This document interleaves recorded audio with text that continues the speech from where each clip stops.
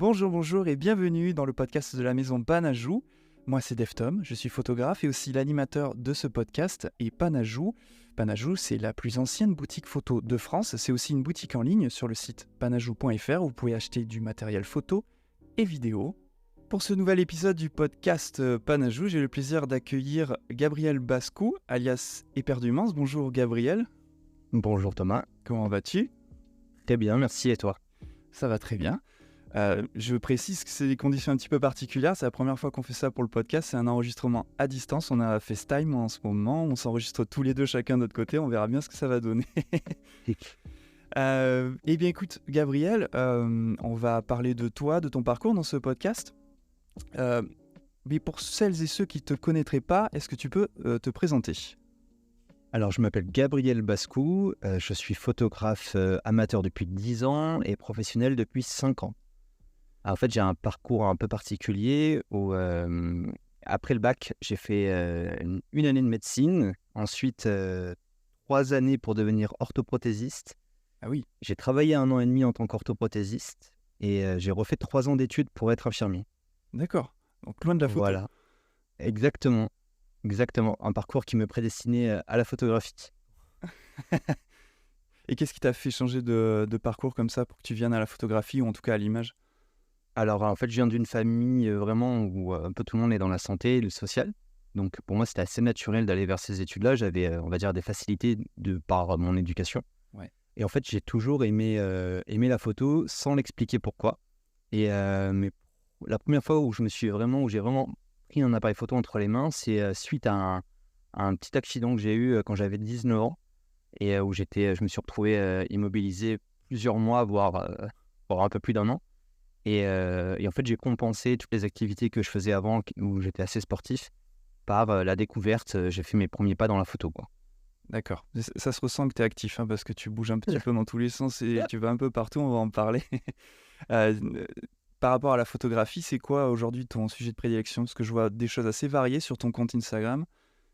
Alors, par la photo, j'ai commencé par faire un peu tout, vraiment très, très large pendant plusieurs années. Et en fait, j'avais un parcours au début qui était assez lacunaire parce que je me mettais à la photo à fond pendant 3 mois. Puis j'étais assez déçu de ce que je faisais. J'y touchais plus pendant 6 mois. Je reprenais 2 mois. Parfois, je voyais un photographe qui m'inspirait. J'essayais un peu de l'imiter. Et j'ai fait un peu une traversée du désert comme ça pendant bien 3-4 ans. Et un jour, j'ai trouvé une chromie qui me correspondait en post-production. Et j'étais tombé sur le travail d'un photographe à l'époque et je m'étais dit, mais attends, mais il n'y a pas de raison que lui y arrive et que moi, je n'y arrive pas. Et c'est à ce moment-là que je faisais mes études d'infirmier dans lesquelles je ne m'épanouissais pas vraiment. Et du coup, je compensais toute cette énergie-là que je dépensais pas en cours à apprendre la photo, à retoucher des photos en cours, etc. pendant bien 2 ans. Et en fait, je shootais, moi, en perso du portrait surtout. C'est un peu comme ça que j'ai eu mes premiers retours positifs sur Instagram. Et donc, j'ai fait ça pendant bien 2 ans, jusqu'à ce que je me fasse repérer sur Instagram par mon premier client, qui était une connaissance d'enfance. Et lui, en fait, m'a proposé, à la sortie de mes études d'infirmier, de devenir responsable communication et marketing de son restaurant qu'il ouvrait dans Paris. D'accord. Dans le 2e arrondissement. Et en fait, j'avais un poste très très large à l'époque puisque j'étais employé polyvalent. Je faisais des photos le matin, le service le midi et l'après-midi, j'essayais d'organiser des événements pour faire venir du monde au resto. Donc tout ça, c'était absolument nouveau pour moi. Ça a été une belle école parce que j'étais en autonomie totale et en 2018, donc c'était en février 2018, j'ai eu la chance qu'à l'époque, la photographie de création de contenu pour des restaurants, des hôtels, etc. à Paris n'était pas très développée. Et de par cette page Instagram que je tenais, dont j'étais community manager, etc., toutes les semaines, je recevais des messages d'autres restaurants ou d'autres hôtels qui me demandaient qui était la boîte de com. En fait, comme je créais de la photo à l'ADA, au community management, toutes les semaines, je recevais des demandes et comme ça, j'ai élargi mon portefeuille de clients. Et en fait, à Paris, ça a été vraiment exponentiel, quoi. Ça, c'est intéressant parce que du coup, tu n'as aucune formation dans ce truc-là. C'est presque un métier à inventer, même à l'époque où tu l'as fait. C'est ça. En fait, je ne savais pas que c'est... En fait, je ne connaissais pas le métier de community manager, surtout qu'en 2018, c'était vraiment un sous-métier. Alors qu'on s'est vite rendu compte que t'as beau faire les plus belles photos du monde, si elles sont pas vues derrière, s'il n'y a pas une stratégie, ça sert à rien. Je parle bien sûr sur les réseaux sociaux, hein. Oui, effectivement. Là j'ai ma casquette de créateur de contenu, c'est ce que j'ai fait pendant 15-5 ans. Et en fait, j'ai appris sur le tas. Au début, je faisais venir. Alors, je suis quelqu'un de vraiment timide et réservé. Et en fait, ça m'a permis dès que je voyais un client, une cliente ou un groupe de personnes rentrer dans le restaurant et les juger super intéressants photographiquement, j'en profitais, j'allais les aborder, je les prenais en photo dans le restaurant. Et ça a été une grande école parce que ce restaurant, donc j'y ai travaillé bien quasiment 3 ans. Dans 6 mois, 1 an en salarié, et puis très vite, je suis passé en freelance pour eux. Et en fait, ce restaurant ne changeait pas tellement sa carte, il avait une seule pièce, une seule déco. Et il a fallu créer pendant 3 ans du contenu différencié à partir du même plat, du même restaurant, du même décor, de la même lumière. Et ça, c'est pas facile, hein. Et voilà, c'est facile 6 mois, et puis en fait, au bout d'un moment, quand tu dois sortir une 35 photos par mois différenciées, c'est assez épuisant. Voilà, tu m'étonnes. Et alors, quand est-ce que aujourd'hui tu le fais plus pour eux? Tu travailles plus pour eux? Alors non, parce que ce client-là a évolué, il a fait une belle levée de fonds et il a créé tout un univers de restaurants virtuel. Donc j'ai continué à travailler pour lui pendant, encore aujourd'hui d'ailleurs, je continue à travailler pour lui de manière plus ponctuelle. Mais il a eu jusqu'à 12 restaurants ou 13 en simultané. Et quand moi je me déplaçais pendant 2 jours, il fallait que je shoote pour ce qui était packshot, plus création de contenu social media de 12 ou 13 marques, la plupart du temps en autonomie ou en duo avec une personne qui m'aidait à dresser des plats. Et en fait, j'arrivais dans une journée, je sais pas, je livrais 200 photos et le lendemain, rebelote, et le surlendemain, rebelote. Donc D'accord. ça a été très intense. Oui, ouais, je me doute. Alors du coup, parce que pour préparer ce podcast, je suis allé un petit peu sur ton compte Instagram, j'ai farfouillé un petit peu ton travail. Et c'est vrai que je m'attendais pas du tout à ce que tu me dises ça, que tu travailles pour des restaurants en Ah oui. freelance. Et Ouais. c'est quelque chose que tu fais encore, même à part de ton compte, ou vraiment maintenant tu es concentré sur ton travail à toi? Alors là, je suis depuis 1 an, je suis en pleine évolution. On va dire, ouais, c'est ça, évolution. En fait, je veux vraiment me détacher petit à petit de la création de contenu, ou du moins garder un peu ce qui m'intéresse le plus. Aujourd'hui, par le travail que j'ai fourni, etc., j'ai été contacté par des marques dont je partage les valeurs. Ouais. Et créer du contenu en étant OK avec ces valeurs, ça n'a pas la même saveur.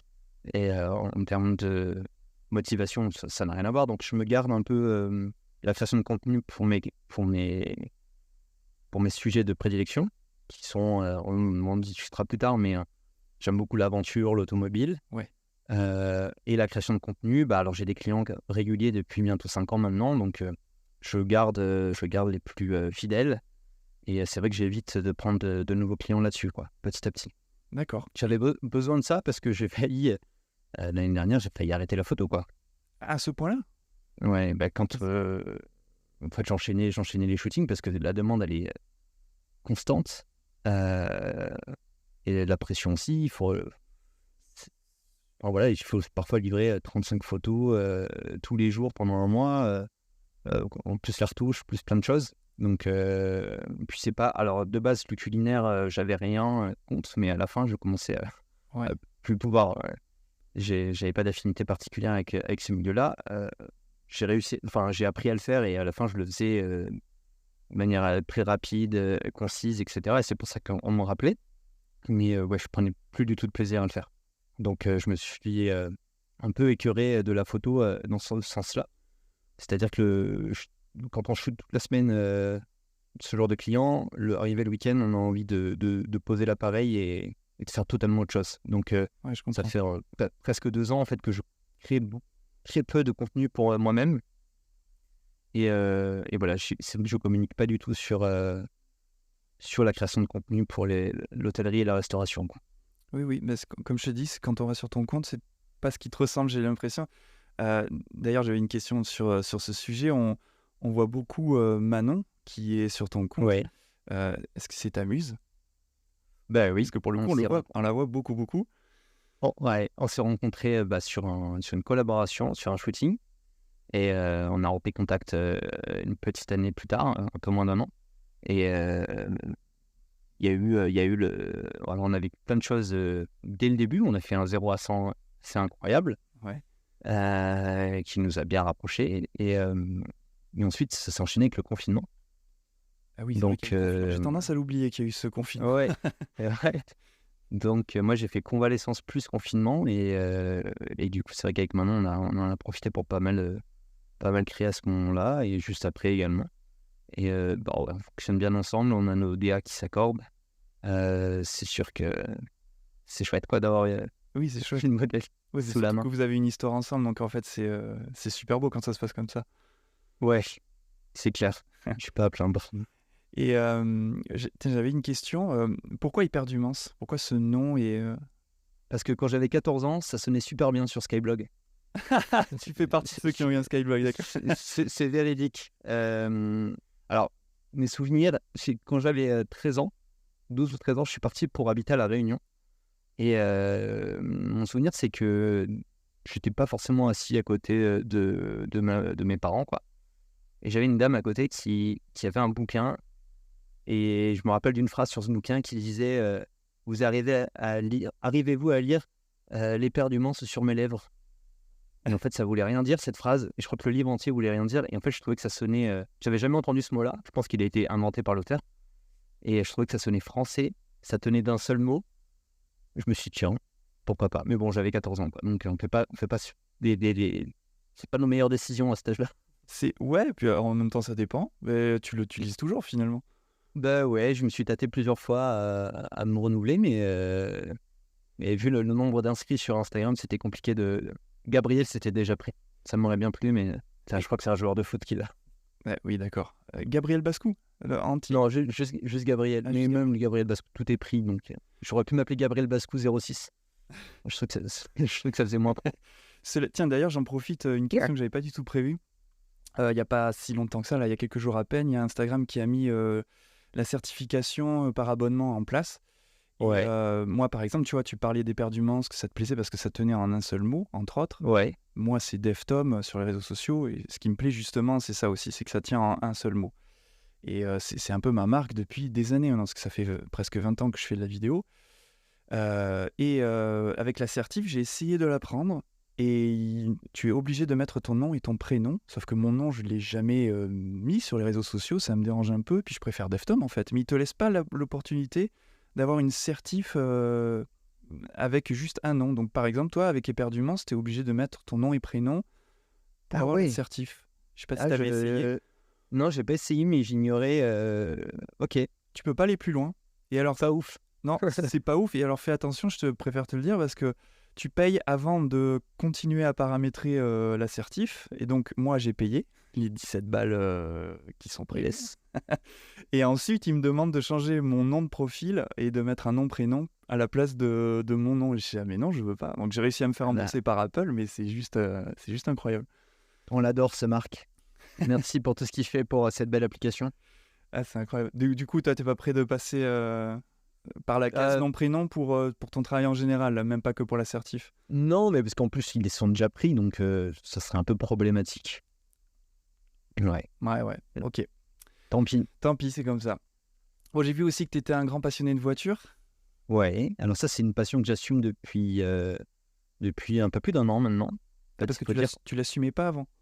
En fait, j'ai passé 12 ans à Paris. L'automobile à Paris, c'est pas vraiment le hobby le plus adapté, quoi. Ouais. Je faisais beaucoup de vélo, beaucoup de vélo. D'ailleurs, ça me manque d'en faire. Mais l'automobile, en fait, tu vois, je cherchais à me renouveler un peu. Je me suis écouté, je me suis demandé ce qui me plaisait. J'aime beaucoup tout ce qui est aventure, les sports nautiques, le surf notamment. C'est comme ça que je me suis blessé quand j'étais petit, d'ailleurs. D'accord. Et l'automobile, ça m'a toujours fait vibrer.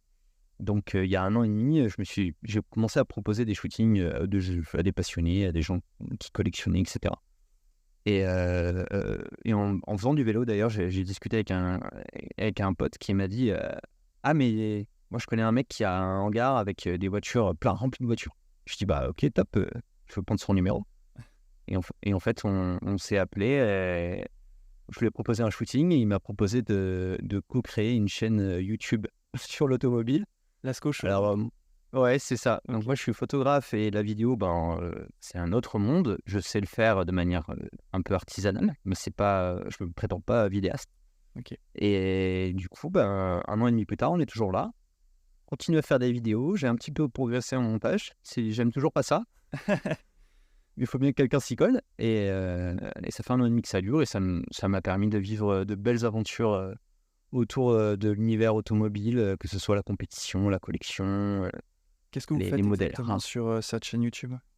Alors, elle évolue pas mal, mais initialement, c'était de vulgariser un peu l'envie aux gens de rouler sur circuit. Parce qu'on voit, dans le paysage YouTube automobile aujourd'hui, on voit beaucoup de kékés qui font des runs à des feux rouges en tenant le volant d'une main avec leur grosse montre.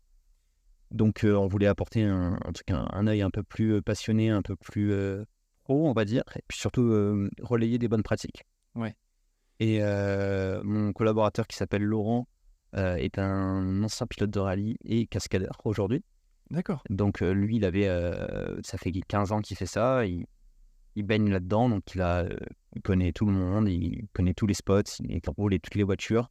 Donc, j'avais une super ligne rouge pour démarrer ce projet. Donc moi, je joue le rôle de l'amateur et Laurent du professionnel. Donc moi, je surjoue l'amateur. D'accord. Donc on fait des essais automobiles. Donc avec mon feedback, avec le feedback de Laurent, comme ça, on a vraiment. Je pense que le spectateur qui regarde cette vidéo et qui n'a pas forcément conduit sur circuit comme c'était le cas pour moi peut s'identifier facilement à quelqu'un qui découvre. Donc j'essaie de retranscrire un peu mes sensations. On fait aussi des petits reportages sur, quand on a l'occasion, on a été invité par Toyota pour faire le rallye de Catalogne, faire quelques étapes. On est allé en Laponie faire un stage de rallye sur la glace.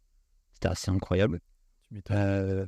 Ça vous fait voyager en plus, quoi. Enfin, c'est ouf. Ça nous fait voyager. Laurent m'a appris à faire du deux roues. J'ai appris à faire des cascades en voiture. J'ai roulé sur circuit. J'ai roulé des voitures complètement débiles de 600 chevaux préparées à l'arrache. Vraiment, non, pour ça, c'est assez cool. On se diversifie au max. Donc, on cherche encore un format récurrent. Mais pour l'instant, on prend ce qui vient. On fait ça au feeling, quoi. Il n'y a pas de récurrence pour l'instant sur votre chaîne? Il y a une récurrence. On a une vidéo toutes les 2 semaines. Donc, c'est déjà beaucoup de boulot. Oui. Et voilà, là, on fait un format où je me suis acheté une voiture et on commence à la préparer, à lui mettre des chevaux, etc. Donc, il y a ce projet-là aussi. Et en parallèle, j'ai aussi une chaîne YouTube avec Manon, ma compagne, où on a acheté une maison il y a un peu plus d'1 an maintenant et on a pour projet de la rénover, de la reconstruire, etc. Donc, on documente tout ça sur notre chaîne YouTube. Et c'est marrant, ça fait 2 univers complètement différents. Oui, tu m'étonnes. Oui, j'avais vu ça, effectivement. Et j'ai la chance que Manon se soit mise au montage, donc ça. Ah oui, t'aimes vraiment c'est pas royal. Non, en fait, c'est. Chaque minute passée derrière l'ordinateur, c'est une minute de souffrance pour moi. Ah oui, d'accord. Donc, t'es vraiment un super actif. Ah, Parce qu'en général, ceux qui voyagent beaucoup, qui sont super actifs, n'aiment pas trop le montage. Et ce que je comprends d'ailleurs. Ah ouais. Non, mais franchement, j'ai beaucoup de respect pour toutes ces personnes qui prennent énormément de temps, surtout quand on voit la qualité à la fois du contenu sur Insta, sur YouTube. Le travail est monstrueux. Oui, c'est-à-dire qu'à minima, ça prend du temps dans tous les cas. Et c'est là, en fait, moi, parce que moi, à la base, tu vois, je suis vidéaste et j'ai sauté le pas dans la photographie quelques temps après. Et c'était notamment une des raisons pour lesquelles je suis passé à la photographie, c'était parce que la vidéo me fatiguait, mais parce qu'il y a vraiment plein de métiers. Tu es obligé d'avoir plusieurs casquettes quand tu es vidéaste, et la prise de vue évidemment, et le montage. C'est vrai qu'en photographie, c'est tellement plus apaisé pour ça. Ouais, mais c'est ça en fait, le côté spontané moi de la photo, voilà. Match plus avec ma façon de travailler, de concevoir mes journées, etc. Effectivement. Et j'ai vu aussi... Pardon, excuse-moi, je t'ai coupé. Non, je disais après, c'est tellement... Enfin, je savoure tellement les vidéos, quoi. Enfin, mon média que je consomme le plus, c'est YouTube. Et je suis bouche bée devant le taf de certains, quoi. L'idéaste. Oui, effectivement.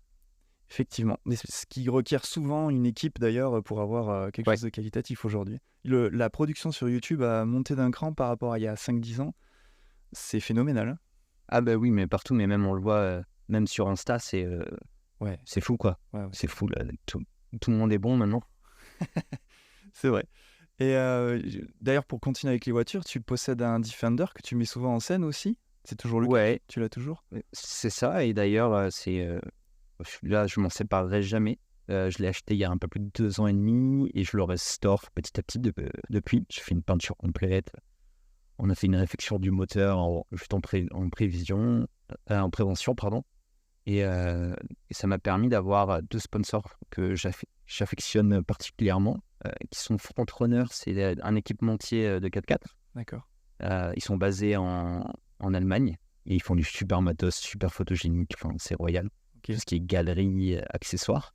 Et depuis un an maintenant, BF Goodrich, qui est une marque de pneus qui a été rachetée par le groupe Michelin. Et cette marque, c'est incroyable quand on aime le 4x4 par exemple, ils font juste les meilleurs pneus du monde. Donc D'accord. c'est royal, c'est comme collaborer avec Leica. Pour moi, Ouais, je vois. c'est juste génial. Et en tant qu'ambassadeur de BF Goodrich, j'ai pu en mars faire un voyage, en avril pardon, faire un voyage dans l'Utah, à Moab, où j'ai fait une semaine de safari en Jeep. C'était juste fou. Fou. T'as été à Monument Valley? Non, on a fait des trails au départ de Moab. Ok. Et faites-le un jour. Si vous avez l'occasion, c'est royal. L'ambiance est folle, les paysages, Ah voilà, bah, c'est fou. Ouais. pour celles et ceux qui aiment Thelma et Louise, par exemple, le film, c'est que ça. J'en fais juste partie. fou. Moi aussi. Ok, super. Donc, tu vois, j'allais te poser la question, tu arrives à voyager avec? Bah, je crois que la réponse est déjà donnée. Alors, c'est marrant qu'on parlait du Defender, du fait que tu voyages avec. Et j'ai l'impression que tu travailles un petit peu partout, que tu es vraiment tout le temps en mouvement. Et j'ai cru voir quelque part, je sais plus si c'est sur Instagram ou si c'est sur ta chaîne YouTube ou ton site internet, je sais plus, mais tu possèdes ton propre studio. Ça m'a étonné, j'ai pas l'impression que tu y es très souvent, si tu en as vraiment un. Alors, j'ai un studio depuis peu. En fait, c'est la maison qu'on a achetée, on a une petite dépendance à côté qui est un petit masé provençal et que je suis en train d'équiper en studio petit à petit. Donc là aussi, j'ai eu la chance d'avoir une marque qui m'a suivi, c'est Nanlite, pour tout ce qui était lumière. Oui. Et donc, je suis super bien équipé, je suis assez content. Par contre, j'ai pas encore eu l'occasion d'en profiter. C'est Oui, pour ça que ça reste flou pour le moment, parce que j'avais ce projet-là depuis un an et j'avais pas du tout le temps de m'y mettre. Parce que là, depuis... ça suppose quelque chose de différent par rapport à ce que tu fais. Déjà, c'est des clients sur place. Et, en fait, je travaillais... Alors, pour alléger un peu les allers-retours à Paris que j'ai fait là pendant un peu plus de 2 ans, il faut savoir que j'étais à Paris quasiment 4 jours par semaine pendant très longtemps. ouais, quand même. Donc, il y a certains mois où je passais 4 jours chez moi, quoi. Et le reste du temps à l'hôtel. J'ai proposé à certains de mes clients qui me passent commande de leur shooting. Alors, pour mes clients dans la restauration, donc ils m'envoient une liste de parfois 30 plats à réaliser, dessert compris. Et moi, j'allais faire mes courses en coin et je cuisinais, je dressais. Et donc, j'ai fait ça pendant quasiment un an. Non, mais attends, c'est ouf, ça. Excuse-moi, je te coupe, mais là, pour le coup, tu deviens cuisiner aussi en même temps. Enfin, alors, c'est le métier de styliste culinaire. Oui. Et ouais, c'est un sacré truc. Alors, je l'ai fait malgré moi, hein, parce que je savais pas. Parce que même quand on travaille avec un cuisinier, il ne sait pas forcément dresser. Donc, j'avais habitué mes clients à le faire moi. Ils avaient validé un peu cette façon de faire. Et du coup, il y avait certaines choses, il n'y avait que moi qui pouvais les faire, quoi. D'accord. Donc, le problème, c'est que ça faisait bien 5 ans que je travaillais avec eux. Et au début, le stylisme culinaire, je ne savais pas que ça existait, je ne savais pas que c'était un métier. Donc, ce n'est pas des choses que je facturais. Sauf qu'en fait, c'est un boulot monstrueux. Oui, voilà, j'allais y venir. Voilà, je le sais d'autant plus maintenant que j'ai eu l'occasion de réaliser 4 shootings pour la Subway France, avec une super équipe. Sur ces shootings, il y a un styliste culinaire qui vient avec son assistante. Et pour faire un sandwich, il prend environ 1 heure, quoi. D'accord. Donc, et le type fait ça depuis 25 ans, il est incroyable. Et c'est un vrai métier, c'est lui qui fait tous les gros shootings commerciaux, les vidéos des plus grands fast-food, notamment. Et c'est incroyable, c'est artisanal, c'est fou, quoi. Donc voilà, c'est un vrai métier, il y en a plein qui ne le connaissent pas. Mais je tire mon chapeau à tous les stylistes culinaires parce que c'est vraiment pas facile. Et du coup, ça, c'est quelque chose qui t'a permis d'éviter d'aller à Paris trop de fois. Alors, en fait, bon, je me suis un peu épuisé à le faire, hein, on va pas se mentir. Je me suis rendu compte de ça. J'ai réalisé beaucoup de choses à partir du moment où j'ai commencé à travailler en équipe cette année. Donc, c'est assez récent dans ma carrière de photographe. En fait, je me suis longtemps même pas considéré comme photographe, étant donné que j'étais autodidacte. Voilà. Et en fait, aujourd'hui, j'apprends vraiment à travailler en photographe, à travailler en équipe avec une assistante lumière, avec des accessoiristes, des make-up artistes, etc. Et en fait, la charge de travail est répartie et ça permet de placer la barre beaucoup, beaucoup plus haut et de finir ses journées beaucoup, beaucoup moins fatigué également. Oui. Et par contre, d'avoir tout fait pendant des années seul, ça permet de comprendre un peu les difficultés des autres, d'être super patient sur certaines choses. Et en fait, c'est pas du tout du temps perdu, au contraire, quoi.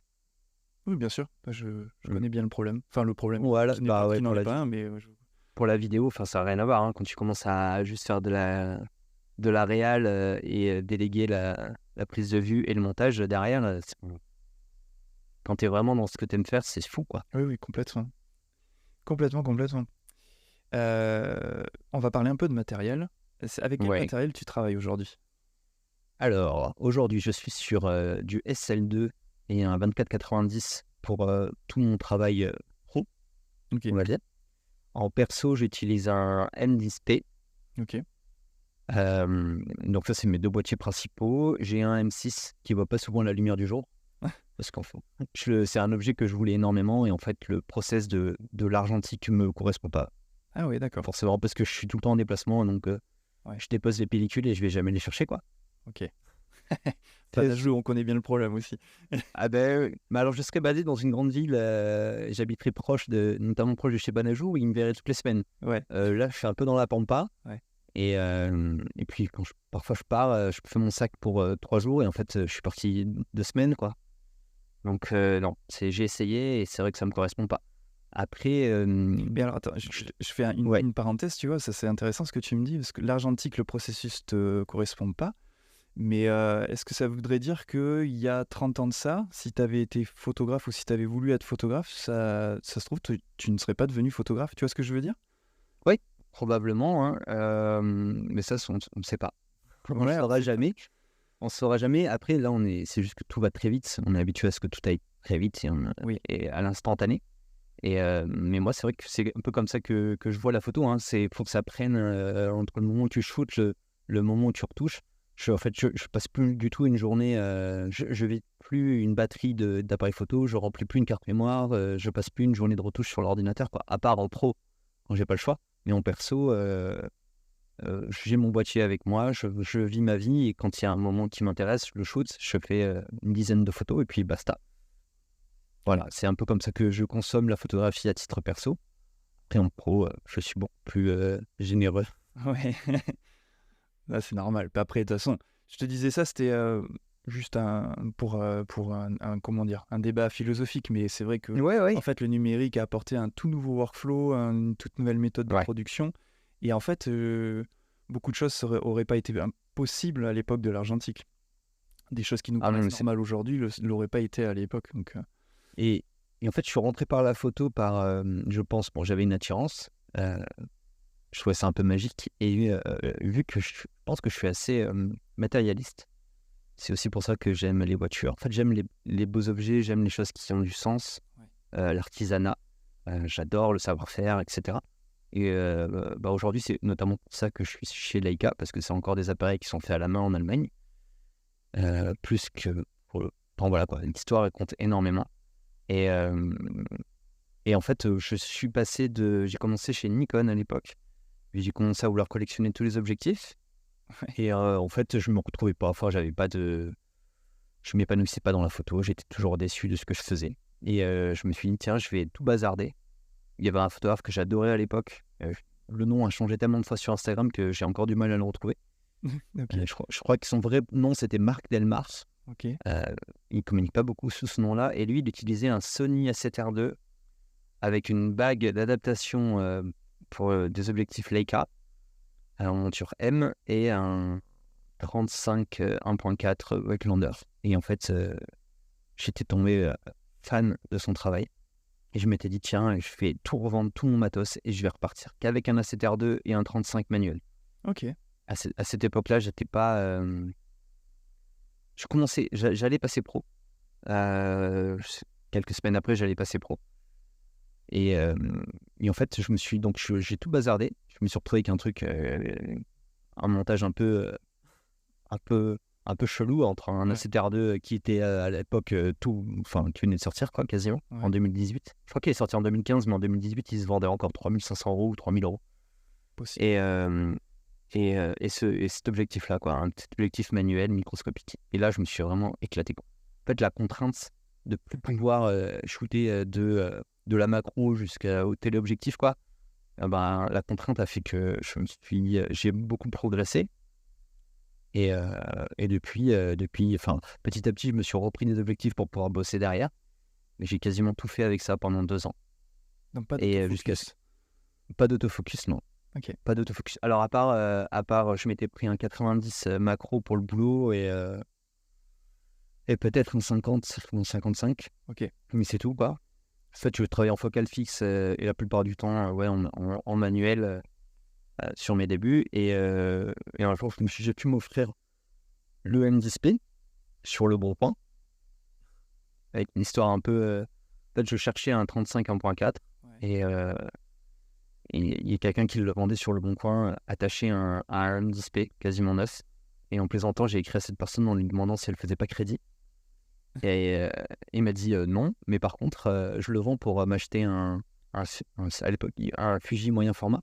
Ouais. Et il m'a dit si tu me l'achètes, si tu veux, on fait l'échange, quoi. Donc en fait, j'ai pu l'acheter par la Fnac à l'époque en 10 fois sans frais. Ah oui, d'accord, ça c'est marrant. Ouais. Et en fait, on est allé à la Fnac tous les deux et j'ai acheté le Fuji en 10 fois sans frais et on a trade là-bas. Je suis reparti avec un M10, quasiment neuf, la boîte, l'objectif, la totale, quoi. Et lui, il est reparti avec son Fuji et tout le monde était content. Alors ça, je sais pas si j'aurais osé faire ça, mais ça c'est rigolo. Et c'est comme ça que j'ai pu j'ai réussi à me payer mon premier Leica et en fait, j'ai adoré l'utiliser en perso, vraiment, vraiment. Ouais. Et quand je repassais sur Sony derrière, c'était un peu, je me retrouvais moins dans la chromie, dans l'approche générale. Alors, la CTR2, je l'ai quand même gardé parce qu'il est magique, ce boîtier. Il a un rendu qui est très spécial. Et en fait, je me suis dit qu'au moment où je voudrais vraiment lever le pied sur la création de contenu, j'essaierais de m'offrir un SL2 pour avoir le rendu Leica plus la facilité d'un système hybride avec autofocus, voilà.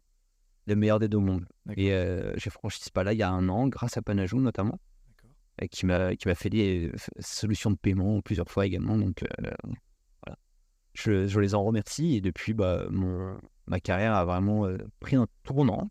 T'as été approché par Leica ou c'est toi qui es venu vers Leica? Comment ça s'est fait? En fait, c'est Panajou qui, à l'occasion d'une rencontre Leica, a parlé de moi à Leica. D'accord. Voilà. Et donc, c'était il y a un peu plus d'1 an. J'avais fait une présentation à Bordeaux, à Darwin.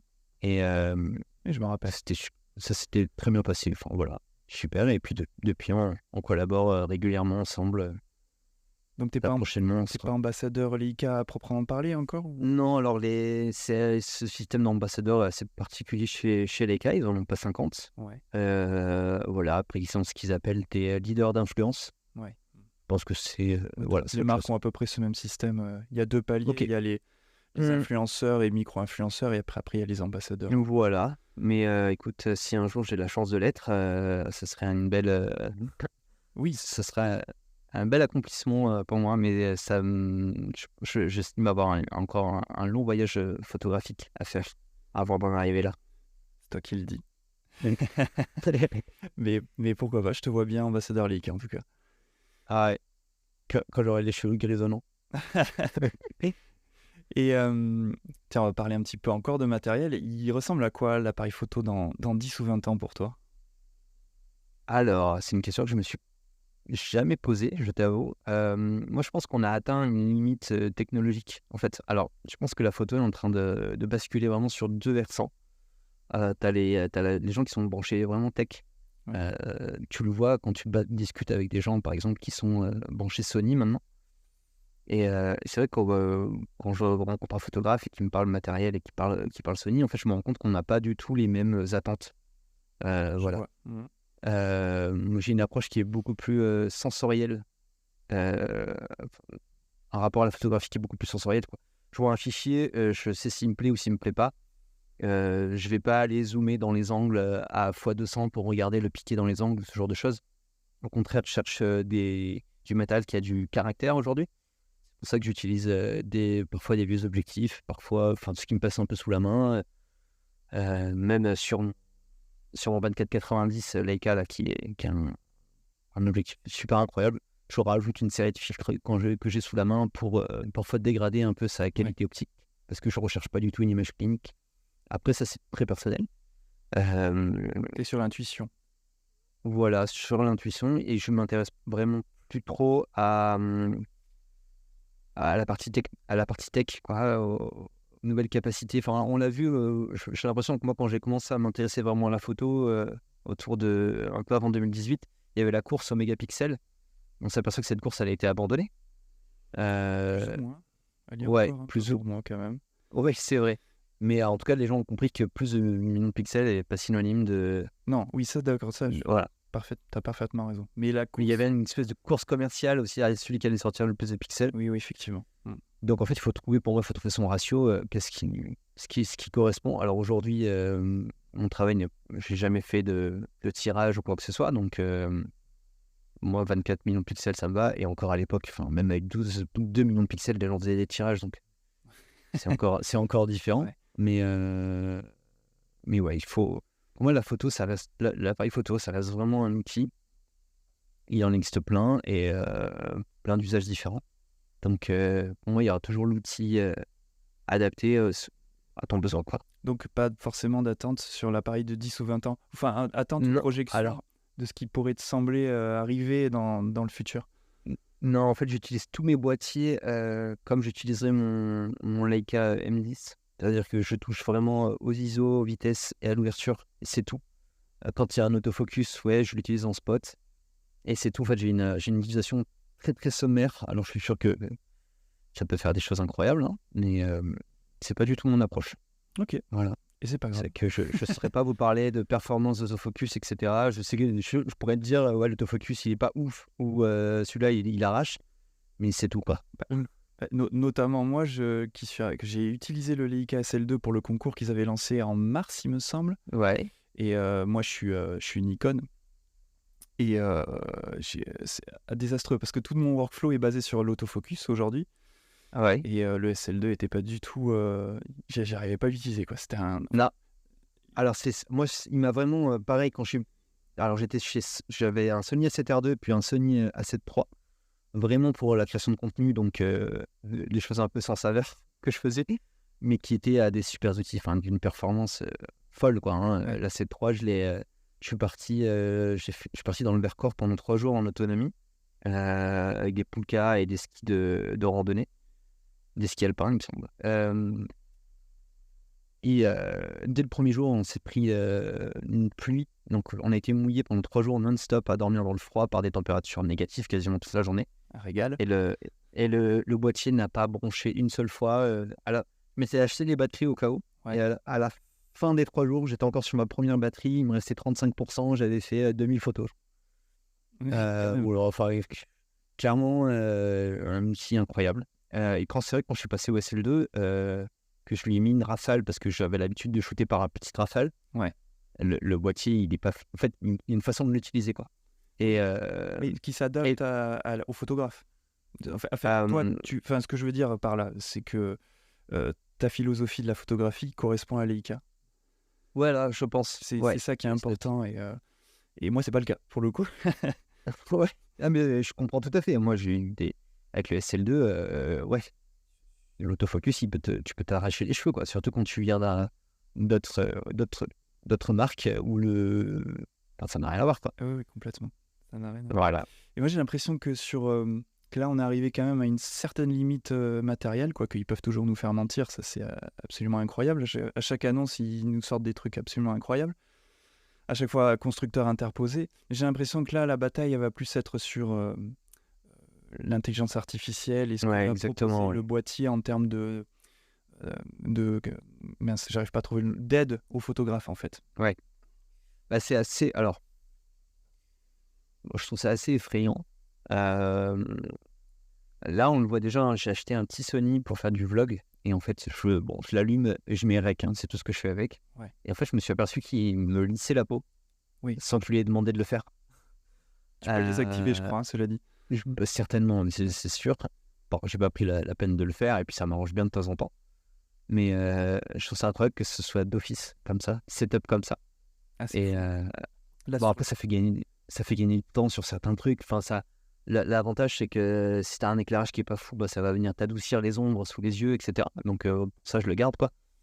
Mais c'est surtout ouais. en plus en vidéo, tu gagnes un temps fou. Là, sur le nouveau Nikon Z8 que j'ai, tu as la possibilité de changer la teinte de la peau et qui s'applique juste sur le visage de ton sujet.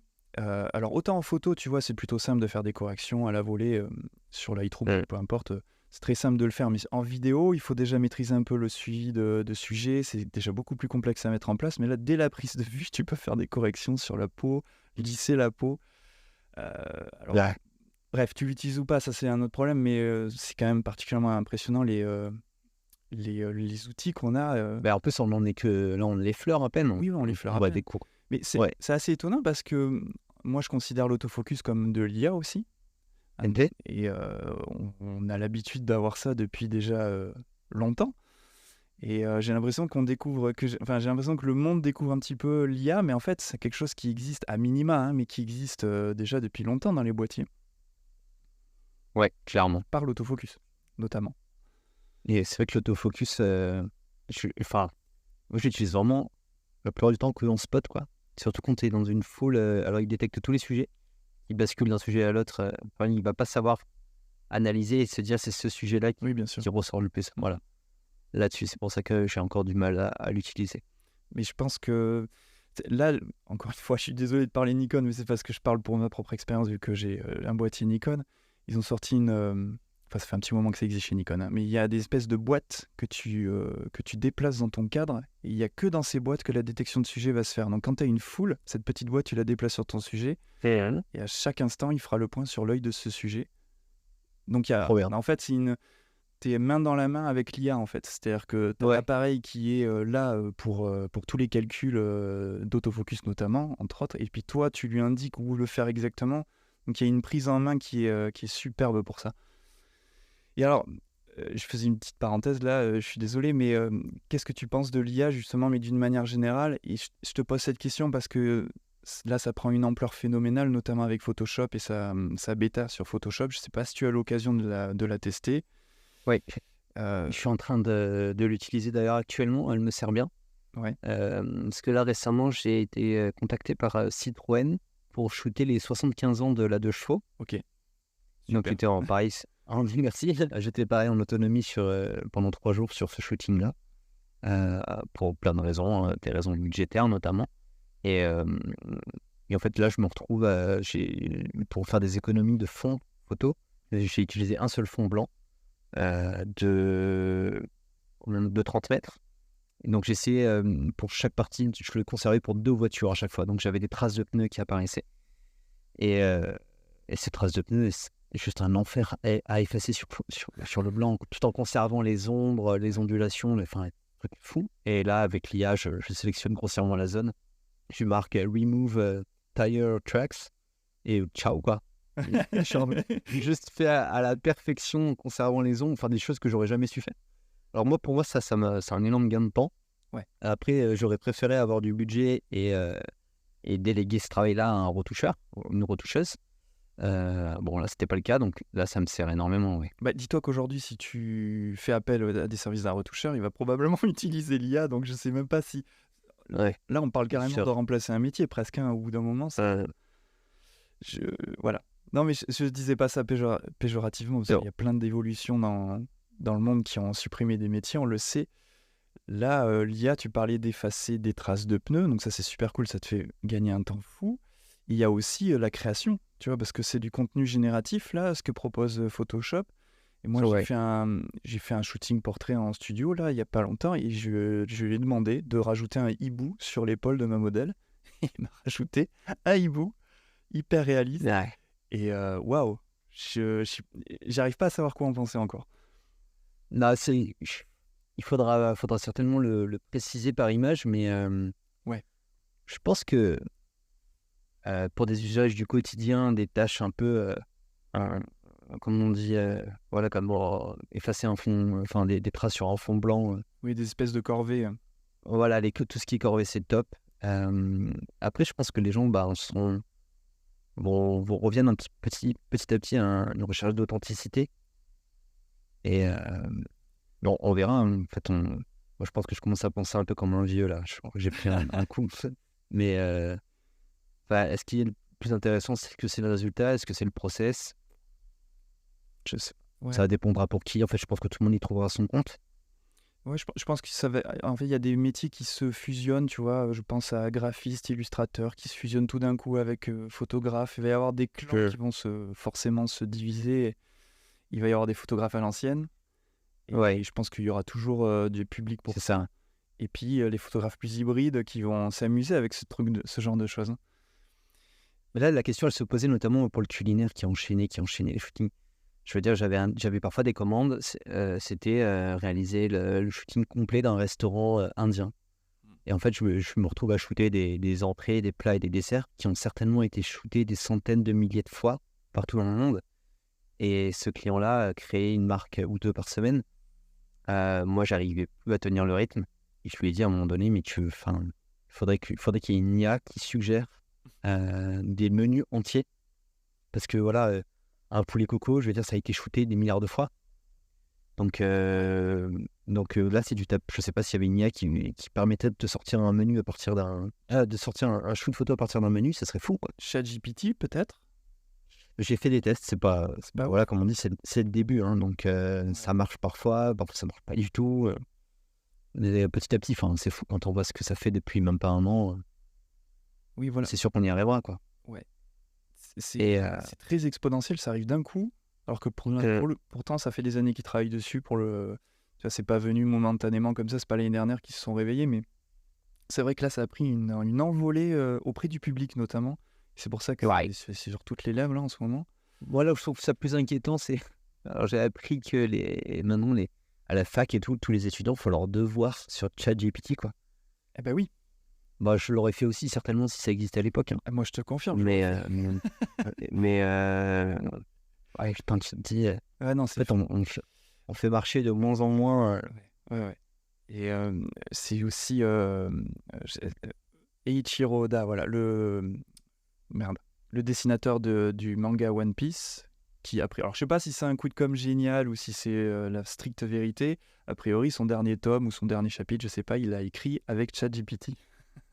Ok. Et en fait, One Piece est tellement une œuvre tellement connue et tellement célèbre dans le monde que je pense que ChatGPT a assez de bases de données pour Ouais. savoir écrire quelque chose de nouveau là-dessus.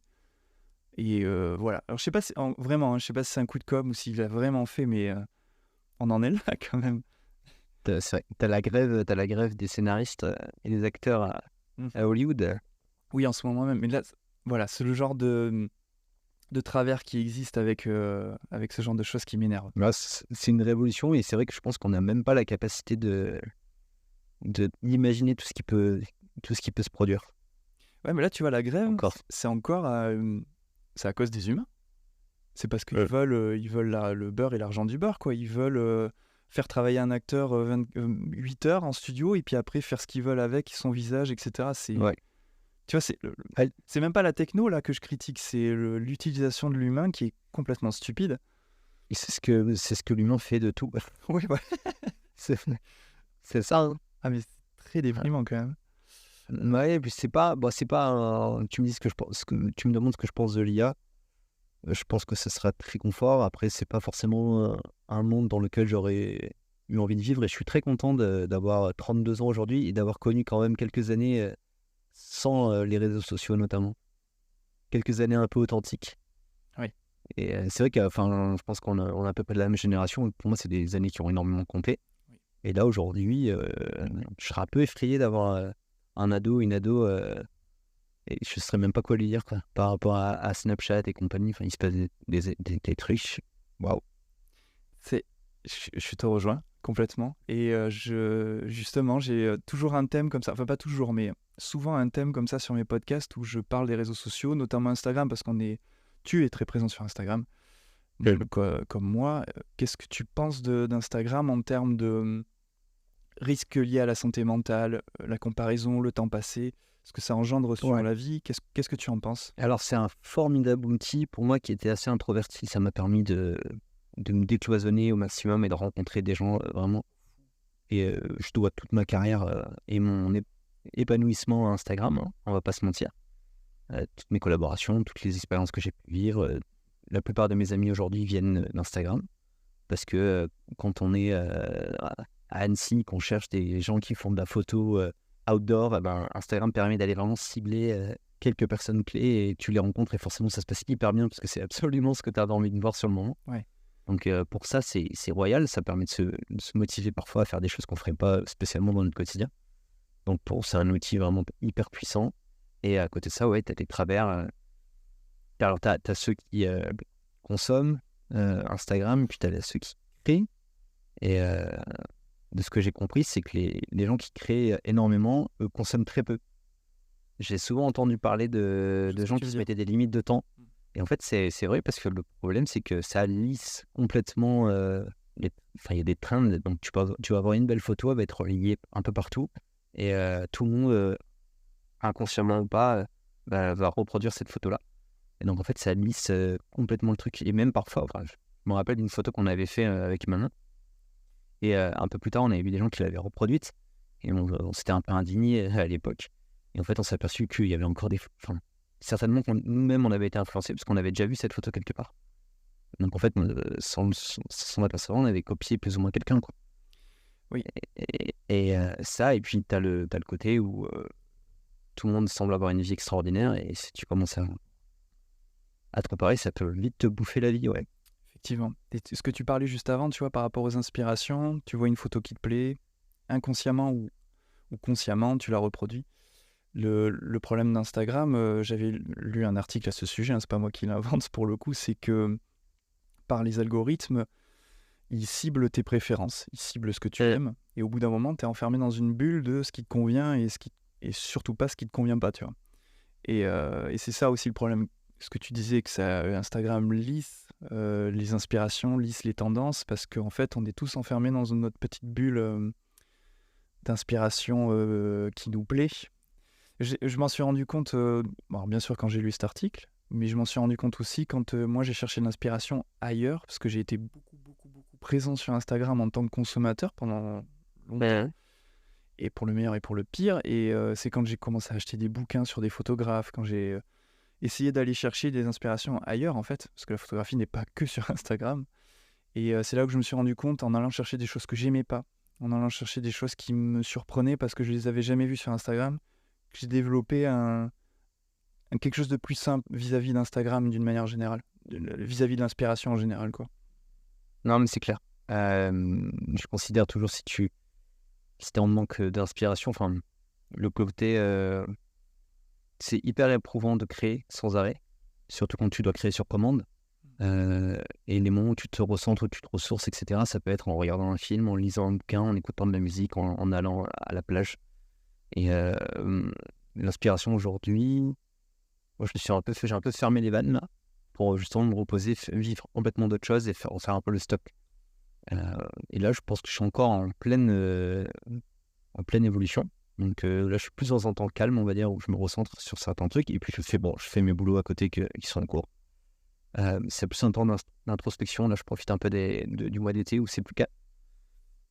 Et quand je dis que quand tu shootes toute la semaine, le week-end, t'as pas envie de faire de la photo. Et en fait, c'est tant mieux, quoi. va au cinéma, va te balader, va jouer avec tes chiens. Oui. C'est là que moi, là où je fonctionne bien, c'est en écoutant de la musique et en conduisant.